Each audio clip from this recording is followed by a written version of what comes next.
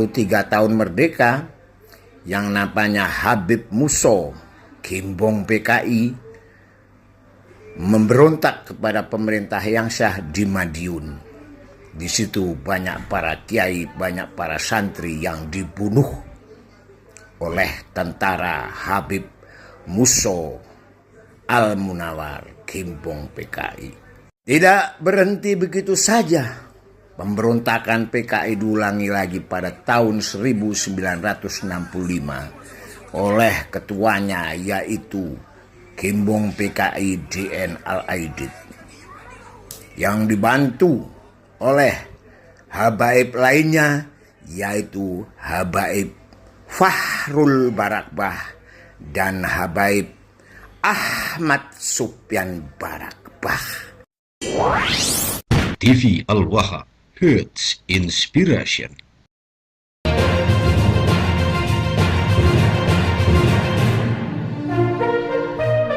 Assalamualaikum warahmatullahi wabarakatuh. Sahabat TV Al-Wahab dimanapun Anda berada, kembali ketemu dengan saya Bahril Ulum.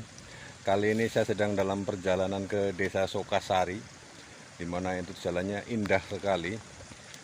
Indah beneran, jalannya naik turun luar biasa. Dan secara kebetulan tadi di desa Sokasari kita bertemu dengan seseorang, dan saya menemukan sebuah video yang disampaikan oleh Habib Wahyu Al-Gedabrusi ini menyampaikan satu informasi yang sangat luar biasa, mengagetkan saya pribadi, dimana bagaimana tidak kaget kalau yang sejak dulu kecil saya mengetahui pemberontakan PKI tahun 48 itu adalah Musso, dan tahun 65 itu DN Al-Aidid, itu mereka semuanya adalah dari golongan Ba'alawi, para Habib Yaman.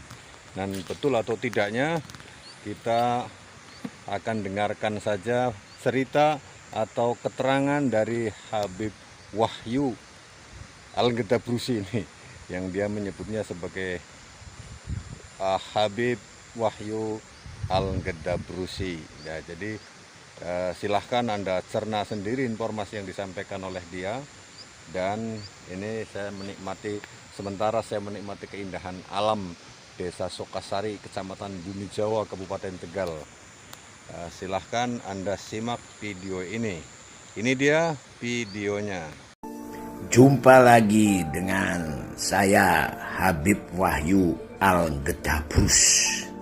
Kali ini berbicara tentang sejarah lagi, yaitu sejarah Wali Songo dan VS sejarah kaum Ba'alawi habaib. Kita tahu bahwa Wali Songo ya jumlahnya Songo ya 9. Nah itu ada yang Sayyid, ada yang Syarif, ada yang pribumi. Nah ini kan kadang-kadang orang nggak open. Wali Songo yang Sayyid adalah keturunan dari Syekh Jumadil Kubro, yang merupakan keturunan daripada Zainal Abidin. Oke, Zainal Abidin anaknya Husain, maka Syekh Jumadil Kubro ini adalah Sayyid. Keturunan Syekh Jumadil Kubro yang menjadi Wali Songo ada 6, yaitu Sunan Gresik, Sunan Ampel, Sunan Derajat, Sunan Bonang, Sunan Giri, dan Sunan Kudus. Mereka ini sesungguhnya gelarnya adalah Sayyid karena keturunan dari Husain. Lalu yang keturunan Hasan ada? Enggak ada. Yaitu Syarif Hidayatullah. Syarif Hidayatullah itu anaknya Syarif Abdullah yang menikahi putri Raja Siliwangi, yaitu Roro Sintang. Lalu yang pribumi siapa? Yang pribumi adalah Sunan Kalijogo dan Sunan Muria. Nah, jadi komplit tuh, ada sejarahnya, ada tulisannya Wali Songo itu. Seperti tadi tak uraikan bahwa yang Sayyid itu ada 6, yang Syarif 1, yang pribumi 2. Nah, semua wali itu blasteran semua gitu. Ya. Apalagi yang syahid itu blasteran semua.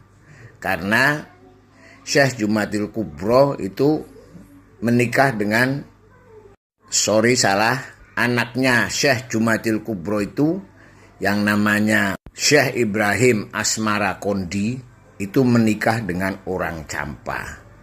Ya, yang kemudian menghasilkan Sunan Ngampel dan seterusnya.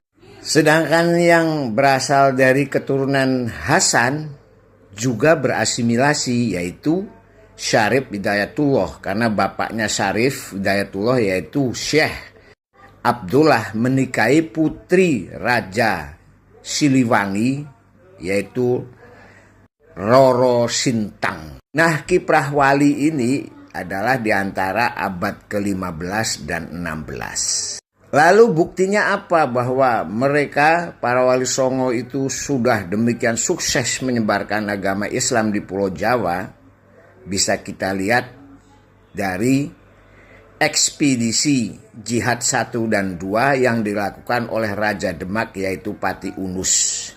Di mana Pati Unus itu membawa tentara Demak, tentara Cirebon dan tentara Sunda Kelapa dengan kapal sebanyak 300 lebih menyerang Portugis di Selat Malaka dalam rangka membantu Raja atau Sultan Malaka.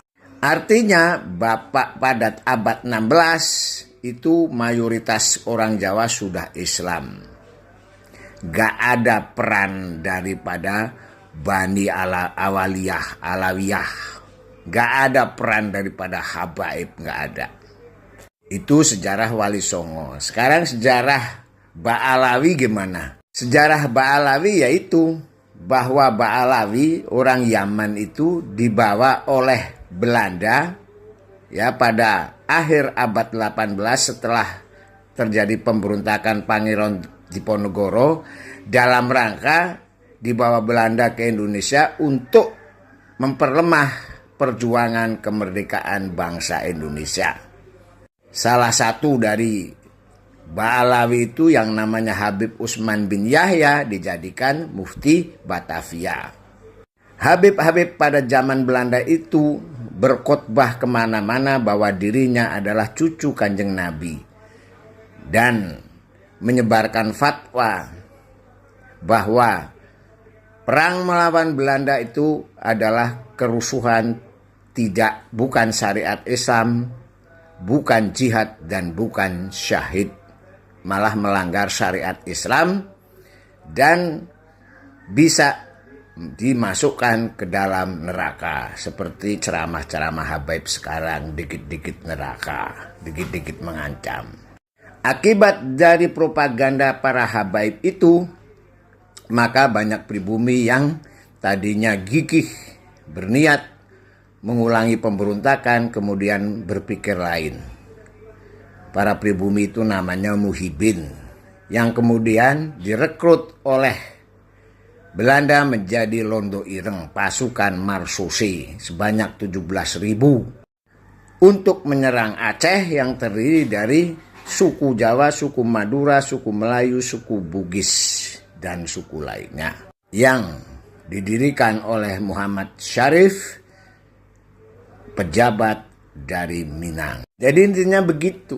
Kalau Wali Songo jelas nasabnya karena ada catatan sejarahnya, yaitu mereka adalah pejuang-pejuang yang membuat bangsa Indonesia ini menjadi Muslim.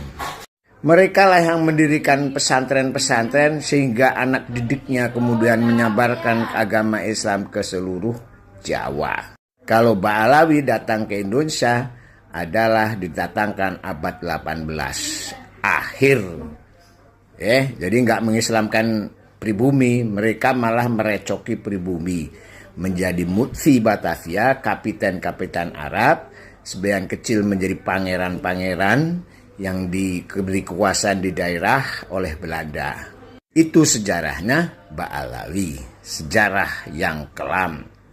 Makanya orang-orang Ba'alawi tidak rela Indonesia merdeka karena kedudukan mereka itu menjadi terancam.